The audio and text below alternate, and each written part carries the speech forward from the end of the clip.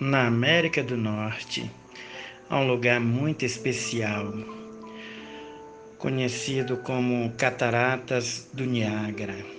É algo muito lindo, é um lugar muito exuberante e é uma quantidade de água incrível que desce daquele abismo, fazendo assim um espetáculo único na natureza.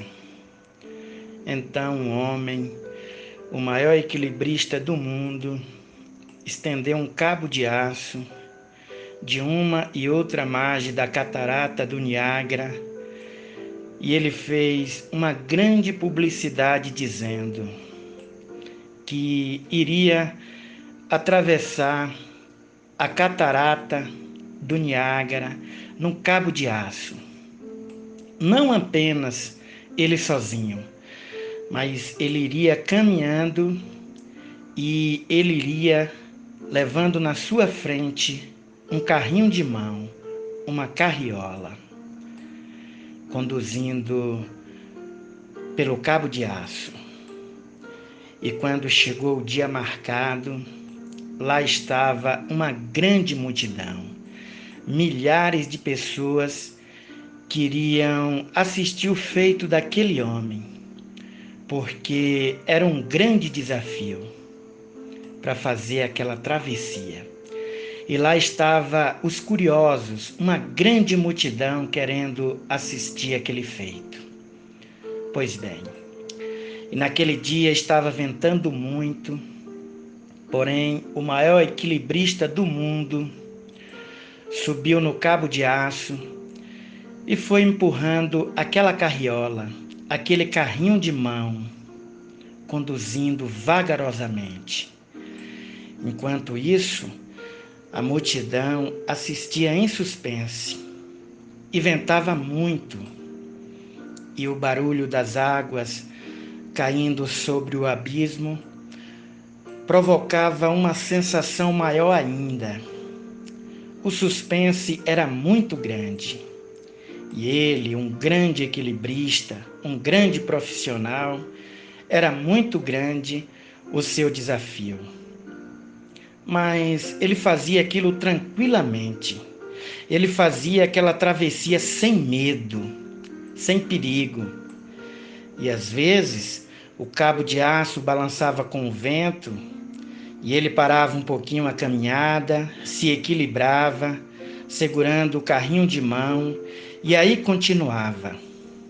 E ele foi indo até que chegou do outro lado. E ele foi muito aplaudido mesmo, maravilhosamente. E aquela multidão que assistia aquele espetáculo dava viva ao maior equilibrista do mundo. Aí ele torna voltar fazendo a mesma caminhada pelo mesmo cabo de aço, trazendo novamente na sua frente, empurrando aquele carrinho de mão. E ele, empurrando mais uma vez, foi aquele suspense tremendo. Porém agora o homem fez a travessia mais depressa ainda, porque afinal de contas ele estava voltando e o número que ele havia prometido era a ida e não a volta. Então ele voltou rapidamente e chegou do outro lado e a multidão aplaudiu novamente e ovacionava aquele homem. E a multidão dizia: "Você é o maior equilibrista do mundo." E aquele equilibrista, ele perguntava para a multidão: "Então, quem acredita que eu sou o maior equilibrista do mundo, levante as mãos." E todos levantavam a mão e diziam: eu acredito que você é o maior equilibrista do mundo. Enfim, e aquele homem então perguntava: "Quem acredita que eu sou o maior equilibrista do mundo, vem até aqui à minha frente." E todo mundo ali ia à frente do homem e dizia: "Eu acredito sim, eu acredito que você é o maior equilibrista do mundo." E assim a multidão dizia. E ele então disse: "Bem, Se vocês acreditam mesmo que eu sou o maior equilibrista do mundo, então eu quero um voluntário. Eu quero um voluntário para entrar aqui no meu carrinho de mão, para que eu possa fazer essa travessia em segurança. E nessa hora todo mundo ficou em silêncio. E ele dizia: vamos, vamos, eu quero um voluntário para fazer comigo essa travessia. Eu quero que alguém venha aqui e entre no meu carrinho de mão, na minha carriola, e vamos atravessar em segurança. Mas ninguém aparecia ali. E ele insistia: vamos, vamos, vocês não acreditam que eu sou o maior equilibrista do mundo? E a multidão então não comparecia, ninguém ali. Então ele olhou no meio da multidão e viu ali na sua frente um jovem que parecia ser muito corajoso. Aí ele disse para aquele jovem: você aí, e apontou o dedo para o moço e disse: venha cá, você mesmo, você vai ser o meu voluntário, vem aqui no meu carrinho de mão e nós vamos fazer em segurança essa travessia, assim como eu atravessei esse cabo de aço. Eu quero agora você dentro desse carrinho de mão para a gente fazer em segurança essa travessia. E o moço saiu correndo no meio da multidão e se escondeu. E aquele homem ficou decepcionado, porque todo mundo acreditava que ele era o maior equilibrista do mundo. Todo mundo sabia que ele conseguia sim fazer aquela travessia. Mas ninguém queria entrar no seu carrinho de mão. Isso é uma verdade, né? A mesma coisa também, meu amigo, acontece com a nossa vida diária, com a maior parte das pessoas. Se a gente for ilustrar, transportar essa história para a vida real, para a vida espiritual, acontece a mesma coisa. A maioria das pessoas, elas mesmas, não acreditam no que ela diz. Olha só o que é que acontece. Na época do Senhor Jesus, todo mundo acreditava em Cristo, mas nem todo mundo queria fazer a sua vontade. Todo mundo queria e quer ver Jesus fazer um milagre, fazer um prodígio, fazer uma cura, mas nem todo mundo quer caminhar com Jesus. Todo mundo diz que acredita em Deus, mas nem todo mundo obedece a sua palavra. Todo mundo quer as bênçãos de Deus e de Jesus, mas a maioria das pessoas não querem ser aprovada por Deus. Todo mundo quer ser salvo, muito óbvio, claro, mas nem todo mundo quer se purificar do pecado. Pois a causa da perdição é o próprio pecado, mas quando o ser humano peca, provoca um prazer, e esse pecado tem um preço, e ninguém quer ser liberto dele, mas nem todo mundo quer ser liberto do pecado para ser salvo. Enfim, e por aí vai. Aliás, a salvação só existe por causa do pecado. E Jesus quer salvar todo ser humano desse pecado. E foi isso que ele veio fazer neste mundo. E Jesus veio aqui exatamente para limpar o pecado de todo ser humano. E esse pecado é a causa da perdição de toda a humanidade. E as pessoas não querem realmente ter um compromisso com Jesus para atravessar o grande abismo do pecado, para encontrar do outro lado a salvação. Jesus, ele é o Filho de Deus, que veio aqui exatamente para nos purificar do pecado. E nem Jesus, nem o Pai, quer que nenhum de nós se perca. Algo que às vezes é incompreensível para a humanidade. Porque esta mesma humanidade, elas andam numa frequência baixa de sentimento. E este sentimento está na tabela do pecado. E hoje, atualmente, o sentimento que mais perdura na mente do ser humano é o orgulho. E esse orgulho é uma frequência sentimental que todo mundo quer ser melhor do que os outros, todo mundo quer ter mais do que os outros, todo mundo quer se apresentar, sendo que ninguém trouxe nada para esse mundo.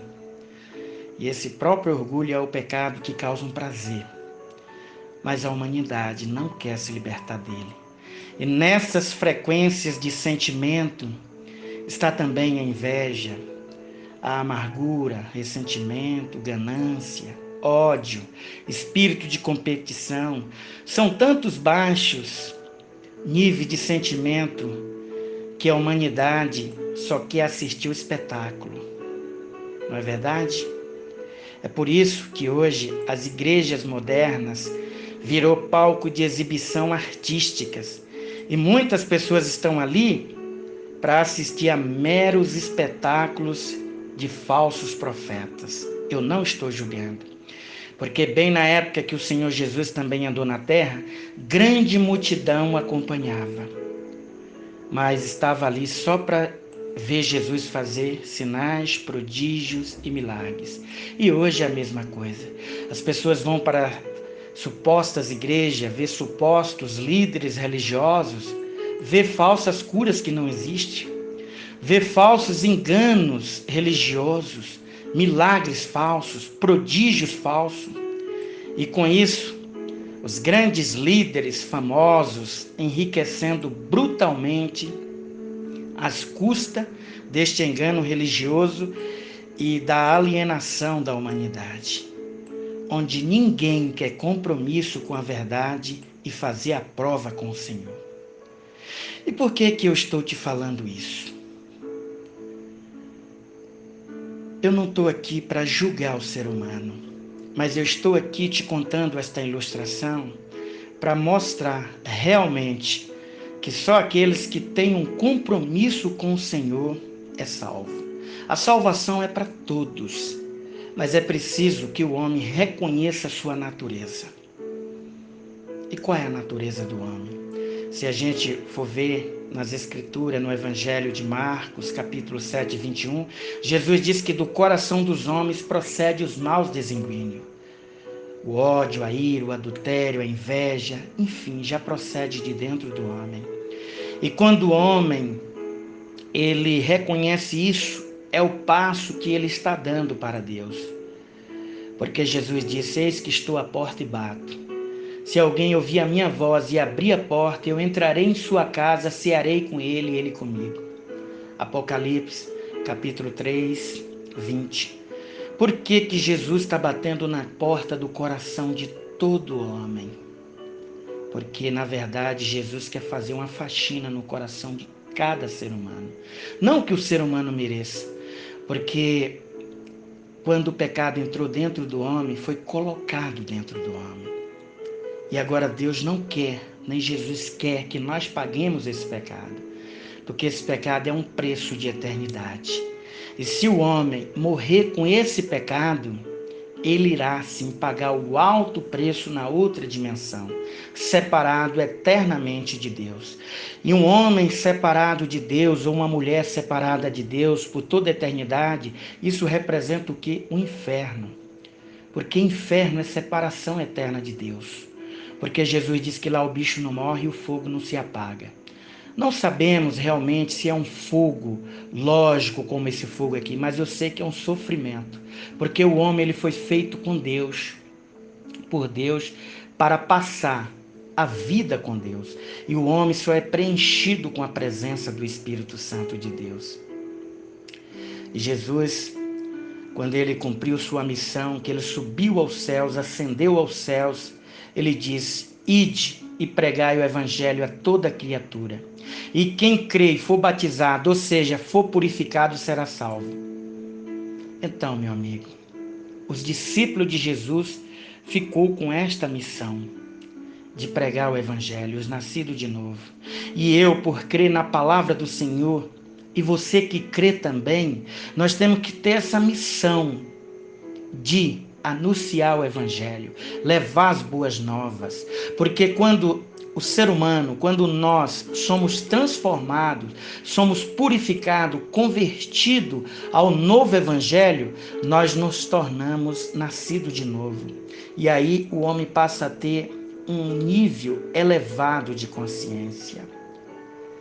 E esse nível elevado de consciência, ele passa a ter o equilíbrio, a paciência, a fidelidade, a mansidão, o amor, a paz, que são os níveis espirituais.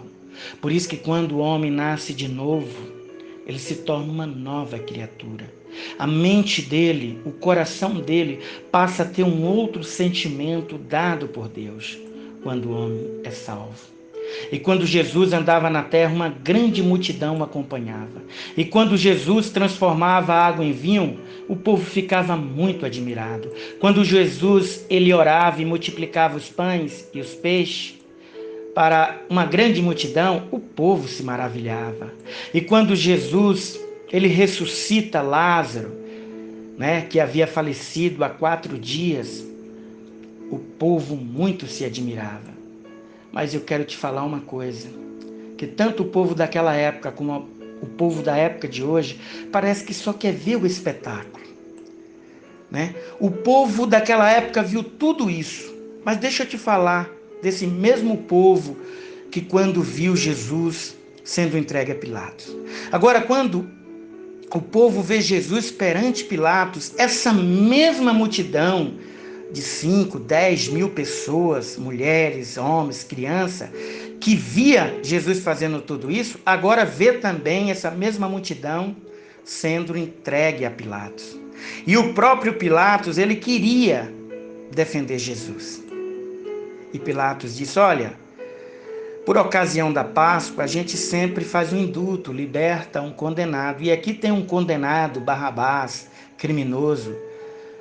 Por que a gente não mantém ele preso e solta o Cristo, que é o rei do judeu, o rei de vocês?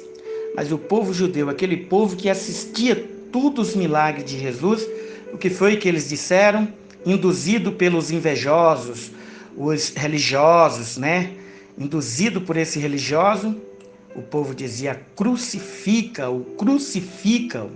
Então eu quero te fazer uma pergunta. Será que essa multidão acreditou em Jesus daquela época? Esse mesmo povo que viu realmente Jesus ressuscitar um defunto de 4 dias, e agora esse mesmo povo agora condena Jesus? Esse povo não acreditou em Jesus.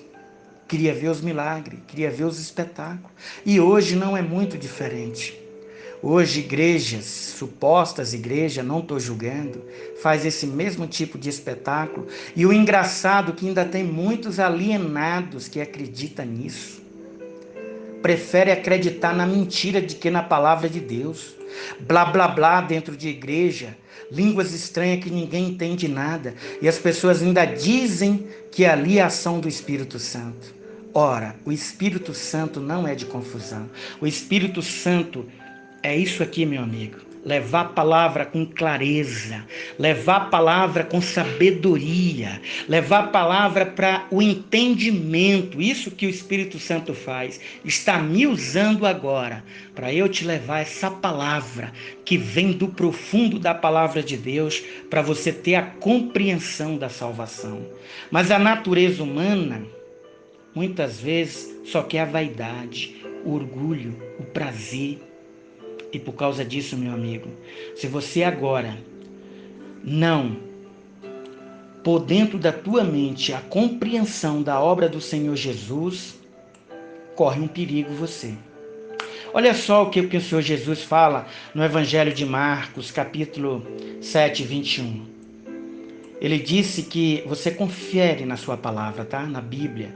Ele diz assim, pois do interior do coração dos homens vêm os maus pensamentos, as imoralidades, os roubos, homicídios, adultério, cobiça, maldade, o engano, devassidão, a inveja, a calúnia, enfim, a arrogância, a insensatez. Por fim, todos esses sentimentos procedem de dentro do homem e esses males condenam o homem.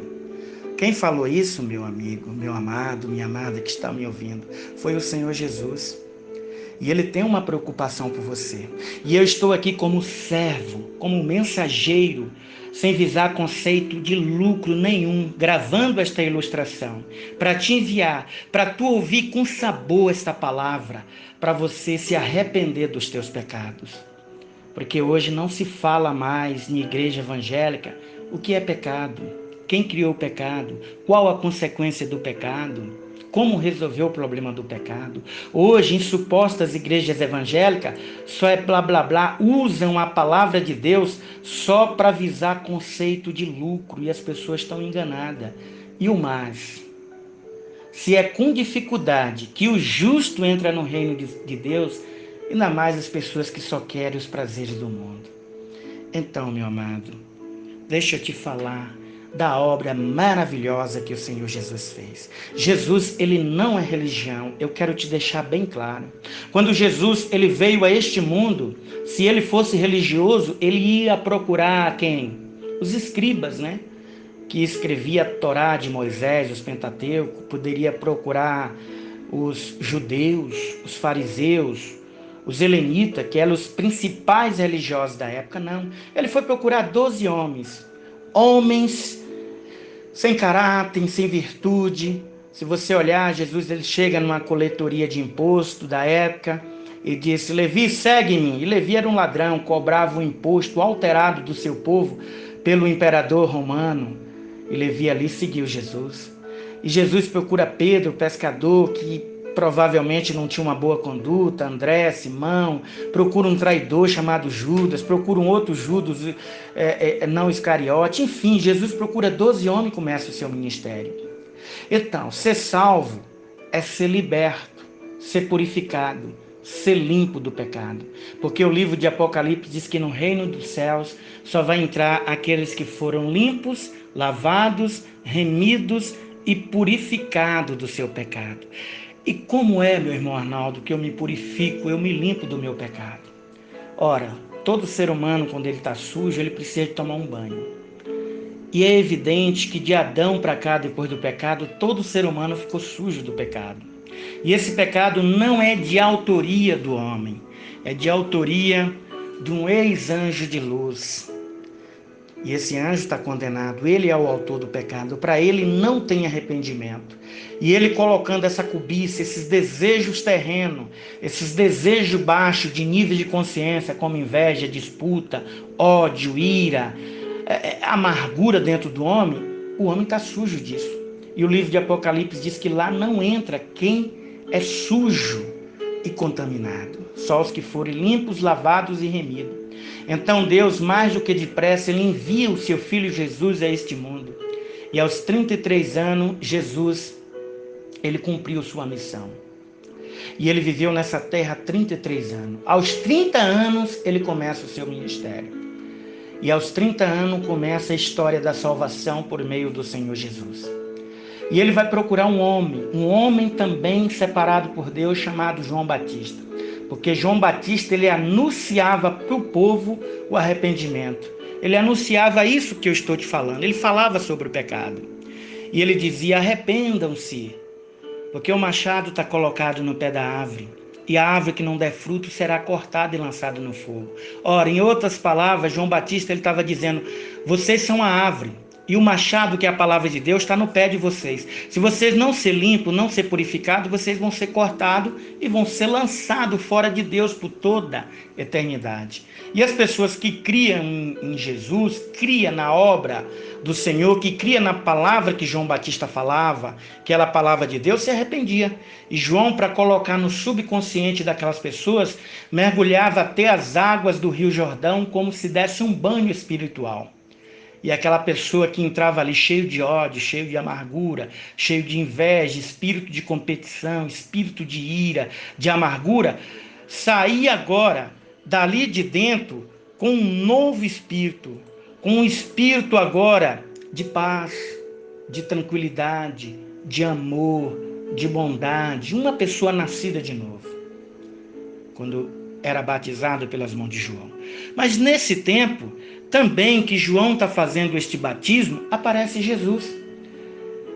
E João, quando vê, diz: Eis o Cordeiro de Deus que tira o pecado do mundo. E quando Jesus se aproxima de João, ali Jesus disse: Me batize, João. E João, em espírito, claro que viu que aquele que vinha perante ele era diferenciado de todo ser humano. E João, logo em espírito, viu que aquele era o Filho de Deus. Então João recusou: Não, eu que devo ser batizado por ti. Tu vens a mim? Em outras palavras, João está dizendo: Não, Senhor, eu estou batizando essa gente porque tem pecado. Eu estou falando para ela se arrepender, para eu lavar, mas tu não tem pecado. Para que tu vai se batizar? É aí que entra o marco da história da humanidade. Por que e para que Jesus se batizou? Jesus se batizou, meu amigo, exatamente um batismo inverso que aquelas pessoas faziam. As pessoas se batizavam para se lavar, se purificar. E Jesus se batizou para se sujar de pecado. E ali, quando João, ele ouve outra vez de Jesus: Me batize, João, pois assim nos convém cumprir toda a justiça de Deus. Ali significa que Jesus, ao ser batizado por João, ele aceita no corpo dele todos os nossos pecados. Olha só, meu amado. Porque lá no passado, na época de Isaías, dos profetas, Jeremias, Abacuque, Sanfonias, quando uma pessoa pecava, ela tinha que comparecer diante do sacerdote. E ela tinha que levar um animal. E ela confessava o seu pecado. E o sacerdote dizia: Meu filho, cadê a tua oferta? A oferta não era dinheiro. Então o sacerdote colocava a mão na cabeça do animal, que era o cordeiro, transferia o pecado para o cordeiro, depois o cordeiro era morto para pagar o pecado daquela pessoa. Tá vendo como era tirado o pecado? Mas só que ali era de uma forma provisória. Até que o profeta Isaías, lá em Isaías 53, ele disse: Olha, gente de Israel, olha, meu povo, vocês que acreditam na obra do Senhor, um dia o Senhor irá enviar um cordeiro verdadeiro. Eis que ele levará sobre si as nossas dores, as nossas enfermidades. O castigo que nos traz a paz estava sobre ele, e pelas suas pisaduras fomos sarados. É agora que em João Batista, ao batizar Jesus, se cumpre as profecias. Jesus agora, ele não é mais aquele cordeiro animal que tira o pecado provisório. Ele é o cordeiro real. Ele é o cumprimento da profecia de Isaías, de Davi. Ele é o cumprimento da profecia onde os profetas diziam que viria o Cordeiro de Deus. E Jesus, ao ser batizado, ele assume nele mesmo os nossos pecados. E agora, quando ele está com o nosso pecado sobre ele, ele tem que pagar esse pecado. É aí que Jesus tem que ir para a cruz para pagar o pecado. Porque a cruz era um lugar de condenação para todos os ladrão, bandido, mas Jesus está ali não como um bandido, mas ele está ali para pagar o pecado meu, o teu, o pecado de toda a humanidade. É assim, meu amado, pela fé, por esse sentimento de fé. Peça a Deus agora uma frequência de sentimento de fé, para você crer que Jesus, ao ser batizado pelas mãos de João Batista, ele assume os teus pecados. E na cruz ele paga. Porque hoje as igrejas, de um modo geral, ensinam isso de uma forma errada. Eu não sei como. Não, vem aqui que eu vou te batizar para você ser salvo. Não, batismo de homem não vale. Tem que ser aquele batismo. A tua crença tem que ser naquele batismo único. Batismo único e verdadeiro, quando Jesus ele foi batizado para receber os teus pecados, meu, o pecado do mundo, e na cruz pagar. Tome posse.